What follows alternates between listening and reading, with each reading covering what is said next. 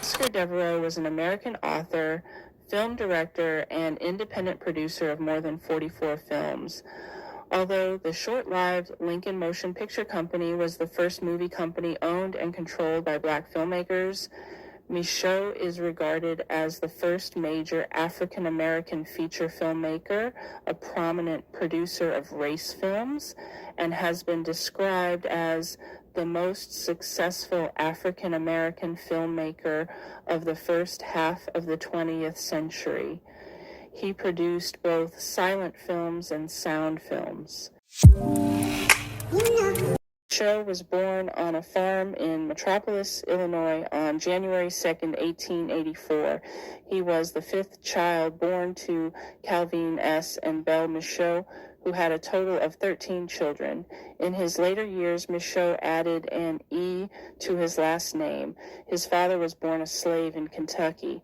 Because of his surname, his father's family appears to have been enslaved by French-descended settlers.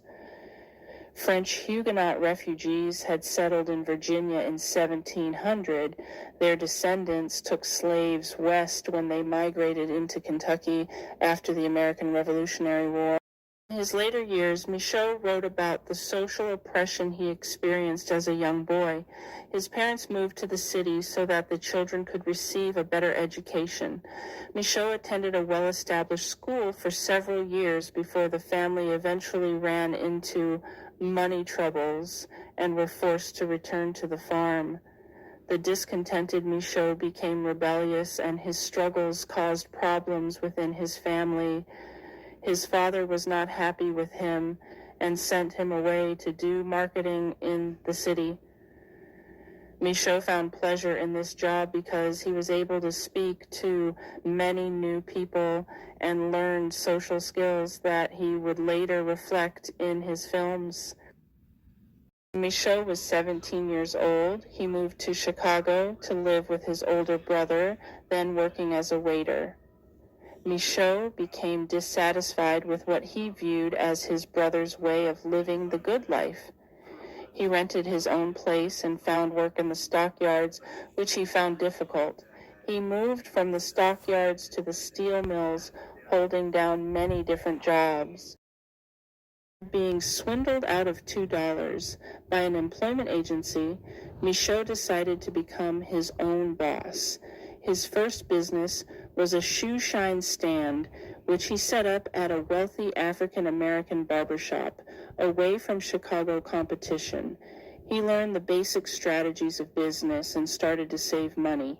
He became a Pullman porter on the major railroads, at that time considered prestigious employment for African Americans because it was relatively stable, well-paid, and secure, and it enabled travel and interaction with new people. This job was an informal education for Micheaux. He profited financially and also gained contacts and knowledge about the world through traveling, as well as a greater understanding for business. When he left the position, he had seen much of the United States, had a couple of $1,000s saved in his bank account, and had made a number of connections with wealthy white people who helped his future endeavors. Micheaux moved to Gregory County, South Dakota, where he bought land and worked as a homesteader. This experience inspired his first novels and films. His neighbors on the frontier were predominantly blue-collar whites.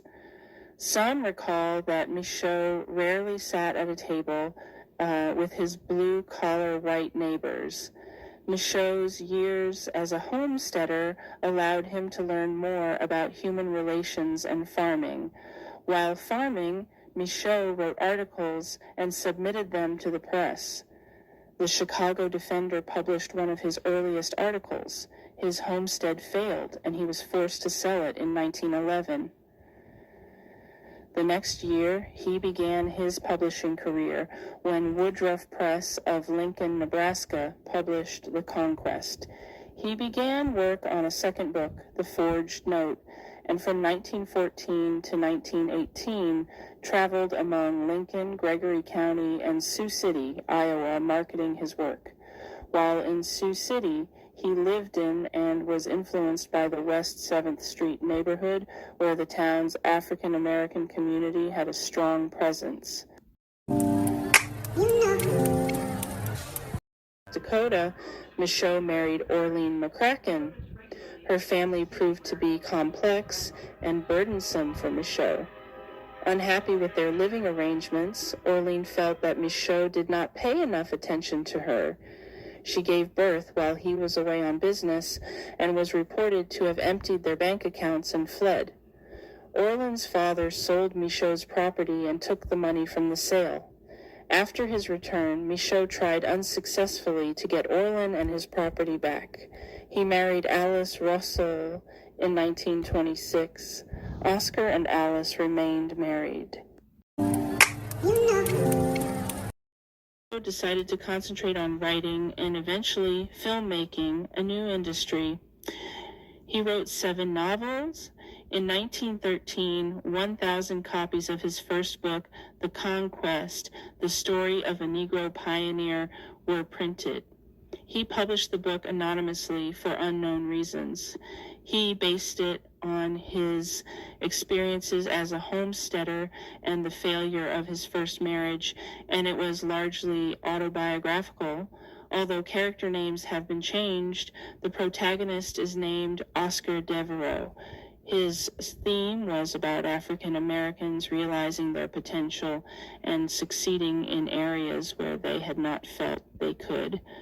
The book outlines the difference between city lifestyles of Negroes and the life he decided to lead as a lone Negro out on the far West as a pioneer. He discusses the culture of doers who want to accomplish and those who see themselves as victims of injustice and hopelessness and who do not want to try to succeed, but instead like to pretend to be successful while living the city lifestyle in poverty.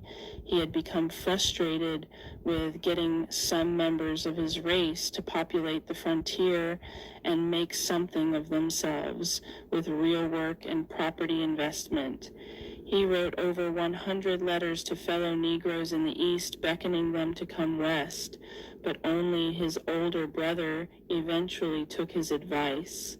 One of Micheaux's fundamental beliefs was that hard work and enterprise would make any person rise to respect and prominence, no matter his or her race. 1918, his novel The Homesteader, dedicated to his mother, attracted the attention of George Johnson, the manager of the Lincoln Motion Picture Company in Los Angeles. After Johnson offered to make The Homesteader into a new feature film, negotiations and paperwork became inharmonious. Micheaux wanted to be directly involved in the adaptation of his book as a movie, but Johnson resisted and never produced the film. Instead, Micheaux founded the Micheaux Film and Book Company of Sioux City. Its first project was the production of The Homesteader as a feature film. Micheaux had a major career as a film producer and director. He produced over 40 films, which drew audiences throughout the U.S. as well as internationally. Micheaux contacted wealthy academic connections from his earlier career as a porter and sold stock for his company at $75 to $100 a share. Micheaux hired actors and actresses and decided to have the premiere in Chicago. The film and Micheaux received high praise from film critics. One article credited Micheaux with a historic breakthrough, a creditable, dignified achievement. Some members of the Chicago clergy criticized the film as libelous. The Homesteader became known as Micheaux's breakout film. It helped him become widely known as a writer and a filmmaker. In addition to writing and directing his own films, Micheaux also adapted the works of different writers for his silent pictures. Many of his films were open, blunt, and thought-provoking regarding certain racial issues of that time. He once commented, "It is only by presenting those portions of the race portrayed in my pictures in the light and background of their true state that we can raise our people to greater heights." Financial hardships during the Great Depression eventually made it impossible for Micheaux to keep producing films, and he returned to writing. Micheaux's first novel, The Conquest, was adapted to film and retitled The Homesteader. This film, which met with critical and commercial success, was released in 1919. It revolves around a man named Jean-Baptiste, called the Homesteader, who falls in love with many white women but resists marrying one out of his loyalty to his race. Baptiste sacrifices love to be a key symbol for his fellow African Americans. He looks for love among his own people and marries an African American woman. Relations between them deteriorate. Eventually, Baptiste is not allowed to see his wife. She kills her father for keeping them apart and commits suicide. Baptiste is accused of the crime, but is ultimately cleared. An old love helps him through his troubles. After he learns that she is a mulatto and thus part African, they marry. This film deals extensively with race relationships. Micheaux's second silent film was Within Our Gates, produced in 1920. Although sometimes considered his response to the film The Birth of a Nation, Micheaux said that he created it independently as a response to the widespread social instability following World War I.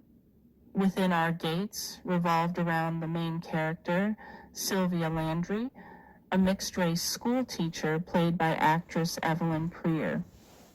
In a flashback, Sylvia is shown growing up as the adopted daughter of a sharecropper. When her dad confronts their white landlord over money, a fight broke out and the landlord is shot, but Sylvia's adoptive dad is found guilty and lynched with her mother. Is almost raped by the landowner's brother, but discovers that he is her biological father. Micheaux always depicts African Americans as being serious and reaching for higher education. Before the flashback scene, we see that Sylvia travels to Boston, seeking funding for her school, which serves Black children. They are underserved by the segregated society. On her journey, she is hit by the car of a rich white woman. Learning about Landry's cause, the woman decides to give her school $50,000. Micheaux adapted two works by Charles W. Chestnut, which he released under their original titles, The Conjure Woman, 1926, and The House Behind the Cedars, 1927. The latter, which dealt with issues of mixed race and passing, created so much controversy when reviewed by the Film Board of Virginia that he was forced to make cuts to have it shown. He remade this story as a sound film in 1932, releasing it with the title Veiled Aristocrats. The silent version of the film is believed to have been lost. Micheaux's films were made during a time of great change in the African American community. His films featured contemporary Black life. He dealt with racial relationships between Blacks and whites and the challenges for Blacks when trying to achieve success in the larger society. His films were used to oppose and discuss the racial injustice that African Americans received. Topics such as lynching, job discrimination, rape, mob violence, and economic exploitation were depicted in his films. These films also reflect his ideologies and autobiographical experiences. Micheaux sought to create films that would counter negative portrayals of African Americans in films by white producers, which trafficked in degrading stereotypes. He created complex characters of different classes.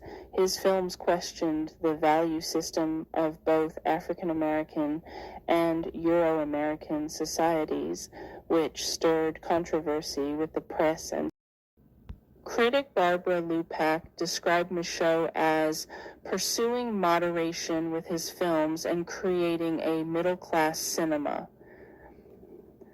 His works were designed to appeal to both middle and lower-class audiences. Micheaux said, "My results might have been narrow at times due perhaps to certain limited situations, which I endeavored to portray, but in those limited situations, the truth was the predominant characteristic. It is only by presenting those portions of the race portrayed in my pictures in the light and background of their true state that we can raise our people to greater heights. I am too imbued with the spirit of Booker T. Washington to engraft false virtues upon ourselves, to make ourselves that which we are not."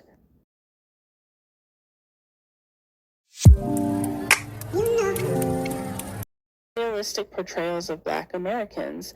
Given the restrictions of the time, Micheaux's prolific career was nothing short of groundbreaking. The acclaimed filmmaker died in 1951 at the age of 67 while on a business trip.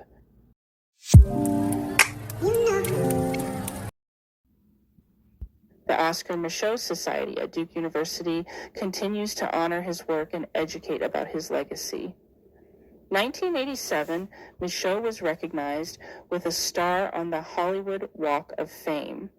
1989, the Directors Guild of America honored Micheaux with a Golden Jubilee Special Award. The Producers Guild of America created an annual award in his name. In 1989, the Black Filmmakers Hall of Fame gave him a posthumous award. Barrier to success which diligence and perseverance cannot hurdle. Every man and woman should cast aside their skepticism regarding the Negro's ability as a motion picture star.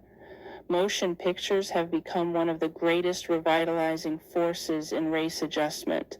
There has been but one picture that incited colored people to riot and still does. That picture is Birth of a Nation.